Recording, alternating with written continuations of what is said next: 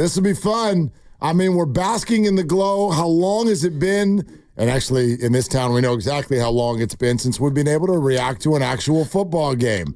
Too soon. Is it? Too soon. You might be right. Yeah, boy. You might be right. It's not too soon, though, to talk to Rex Ryan. We're excited about this. Rex, every Sunday on Sunday NFL Countdown from 7 to 10 in the morning, our time, all season long, Rex will be with Mike Greenberg and then all the other analysts who we know, Teddy Bruschi, Randy Moss, Alex Smith, senior NFL insider Adam Schefter. You can catch Rex doing that all year long. Rex, thank you for joining us here on the River Islands guest line. How are you? Oh, I'm fantastic, and it's great to be here with you guys. Yeah, great to have you. Did you have the same thought I did when I saw Xavier Worthy look exactly like Tyreek Hill last night, and I just went, oh, no, the league let these guys get better.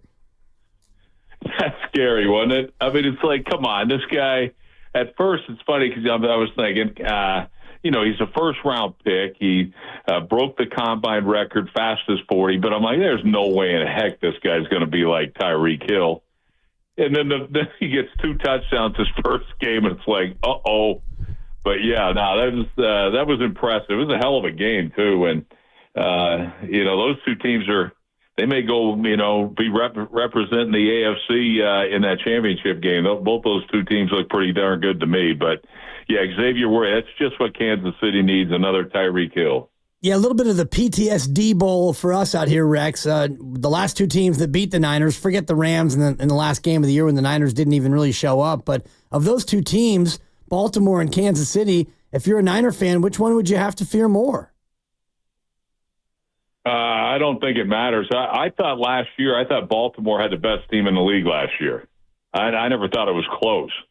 So, they kind of laid an egg. Kansas City, wins that game. But now you do it 2 times in a row. I guess it's not it's certainly not a fluke. So, but either one of those 2 teams are going to be tough for anybody. And, we'll see. Hey, we'll see if the Niners get there again or not. But, they had to feel pretty fortunate beating Detroit, I think, in that championship games when you're down 17 points. That to come back and win that game was pretty dang impressive. And obviously, the Super Bowl was a disappointment. They played well. It's just, you got beat. But, Niners are outstanding. There's no doubt about it. They're well coached and man, oh man, they got a ton of weapons. They're fun to watch. Rex, as always, we're talking a lot about quarterbacks. And as the world is still trying to put a finger on exactly who and what Brock Purdy is, we're looking at those 2 guys last night and kind of comparing and contrasting them stylistically. I wonder from your perspective as a coach, if you could get on a computer and sort of dial up the style of a quarterback, the characteristics of a quarterback that matter to you most, what would you dial up? Well, I think accuracy is the main thing. Throwing the football is the main thing. You got to be smart because you got to learn the system. You got to have all that stuff down. But mobility, I think mobility is something that I remember. Bill Walsh was actually a mentor of mine, which is crazy because he was an offensive guy.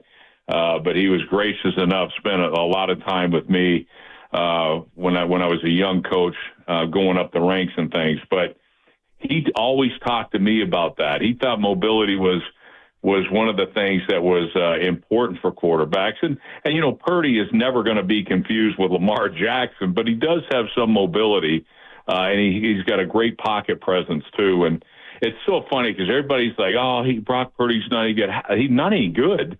He all he did was lead the NFL in QBR last year. He averaged almost 10 yards a pass attempt. 9.6 yards, which, by the way, led the league. And, oh, by the way, it's not just dink and dunk stuff. He's throwing it down the field, pitching it down the field. So, to me, he's not, you're never going to trade, Lamar Jackson or Patrick Mahomes for Brock Purdy. But, hell, he's pretty dang good. And I think it's time people started realizing that he's one of the reasons why the Niners are so good. It's not just the great weapons they have, and albeit they got great weapons, but damn, Brock Purdy's a pretty good weapon too. Rex Ryan here on 95.7 The Game. Is part of his success stemming from just the scheme fit with Kyle Shanahan and the way he goes about running his offense? Well, I think obviously it's a good fit, and Kyle Shanahan's an outstanding coach, but he's still the same coach that got fired in Cleveland, got fired in wherever, and in Washington or whatever. So I mean, he's a great coach, but you got to have players, and certainly they have a ton of players. They have an outstanding system, but what's most important to me, is the grasp of the system that Brock Purdy has. There's a lot of smart coaches in this league, but the thing that I'm impressed with is Kyle Shanahan's got this young quarterback, and it's almost like he's connected to him on the field. Like he's that sharp, he's that smart, and hey, if he's accurate as hell. When somebody's open, he delivers it, and he delivers it on time. He's always the thing that gets me with him. He's not the greatest at extending plays like a Patrick Mahomes. But what he's amazing about is anticipation, timing, and accuracy. And he throws guys open. He doesn't wait for them to get open. He throws them open. And to me, I'm blown away by the kid. Rex Ryan, ESPN, is with us. Rex, you just said something interesting. I want to dig a little deeper here because we are bombarded with the idea that players on the Niners are a product of Kyle Shanahan's system. And you just kind of insinuated that Kyle is also a product of his players. Is that what you believe? Well, sure, of course. I think we all are. You think, hey, Bill Belichick's the best of all time. Well, did he look better with Tom Brady or without him when he couldn't beat anybody? I think he looked a hell of a lot better when Tom Brady was there.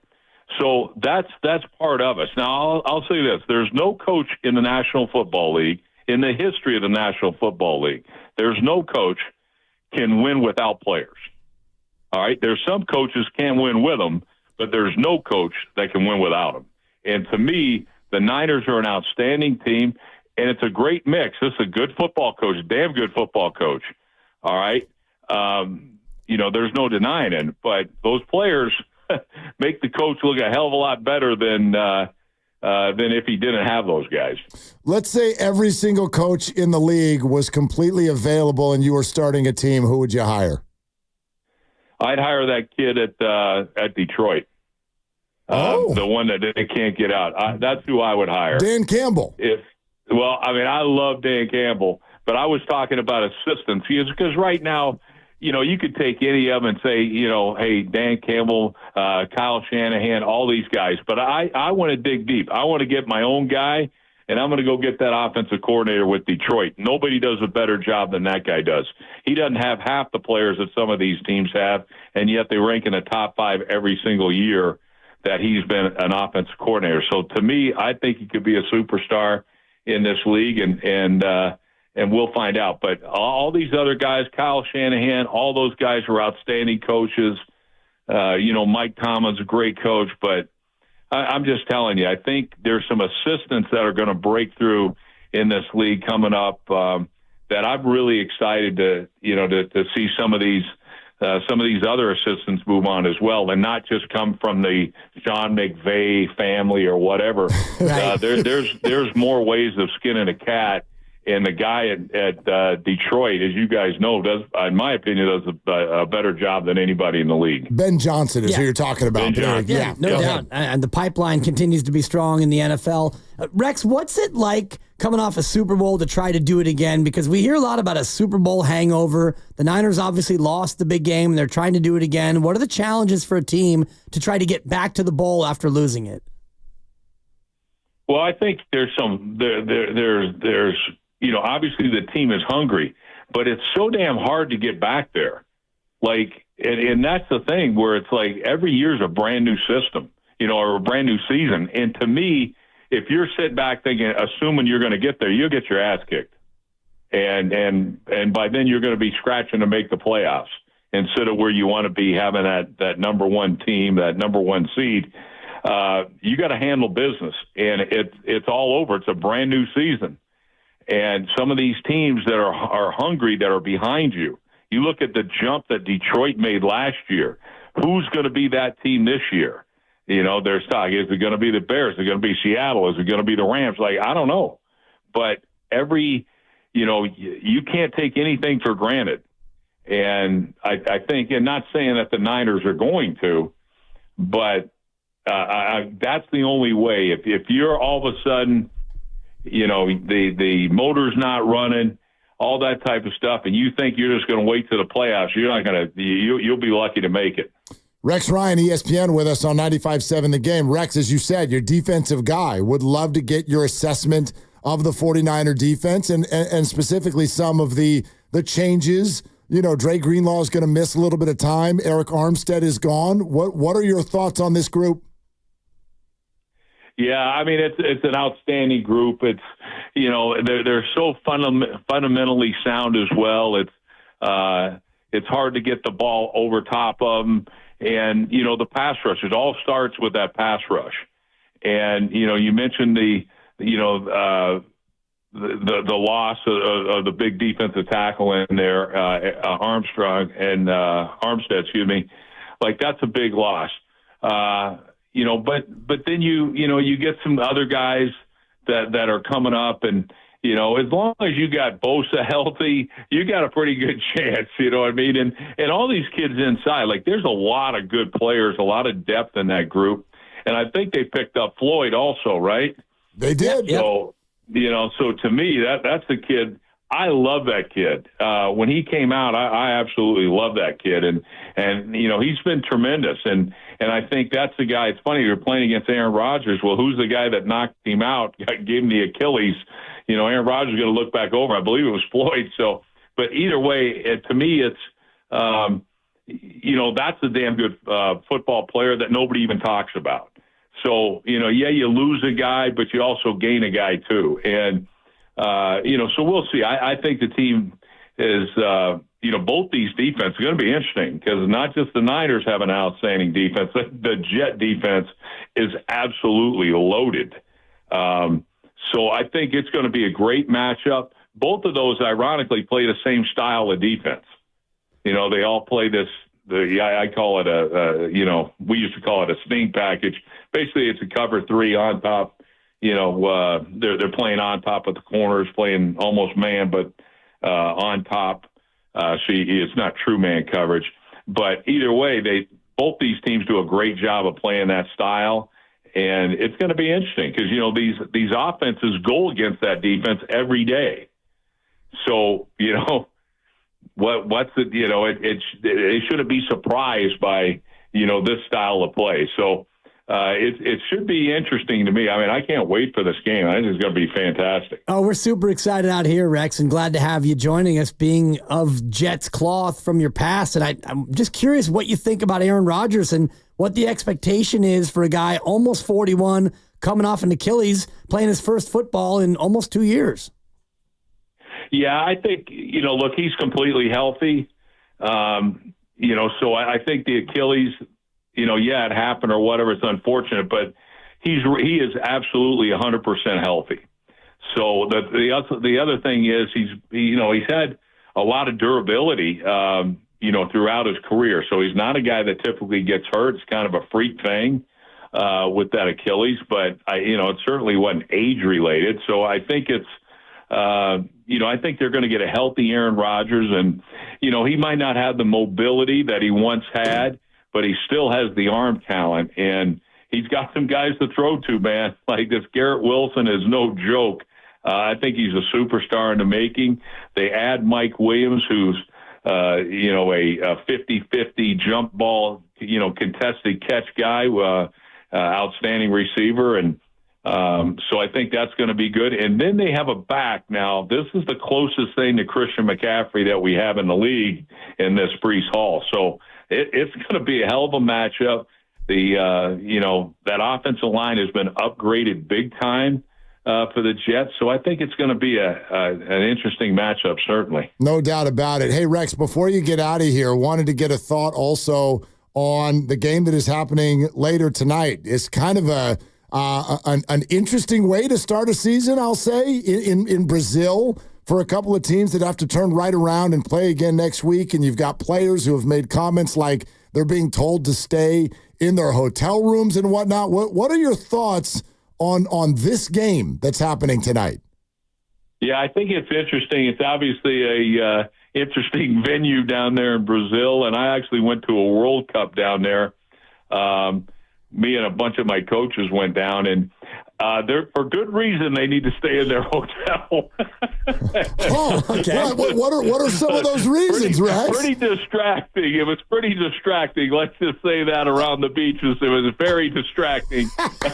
So they need to stay focused, stay in their hotel. I will say this: it's interesting, but it's the same time zone.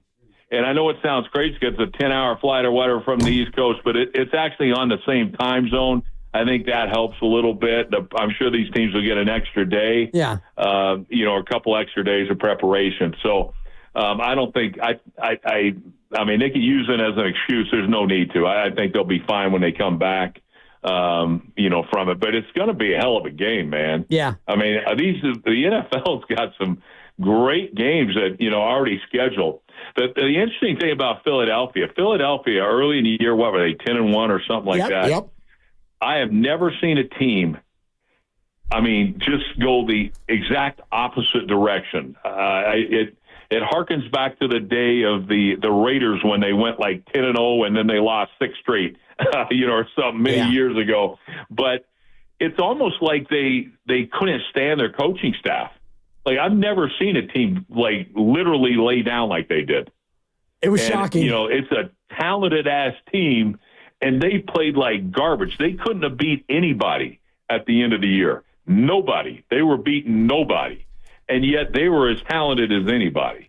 They bring in Vic Fangio to coach the defense. I think that's obviously going to help. They had a couple guys there that were couldn't stop a nosebleed. So I think, it's what happens when you hire some of these young guys that should stay somewhere else. But either way, it's, now they get a veteran coach in there. So certainly that's going to help Philadelphia. They get a real coach there. And, that's what I want to see. What Philadelphia team is going to show up? The one that was absolutely horrendous at the end of the year, or the team that we've seen and got accustomed to seeing that can play with anybody in the league? Rex, I don't know if I'm going out on a limb here. Just listening to you feels like you're not the biggest Sirianni fan. No, I wasn't that. I liked him. To me, he's one of the all-time great fullbacks in the history of our game. And, I don't know if they'll ever put a fullback in the Hall of Fame, a traditional blocking fullback, but man, there was very few better than this guy, if any. Perfect. Exactly what I was looking for. Yep, you nailed it. Rex, thank you so much. It's a ton of fun to have you on. All right, my pleasure, guys. All right, there he goes. Rex Ryan.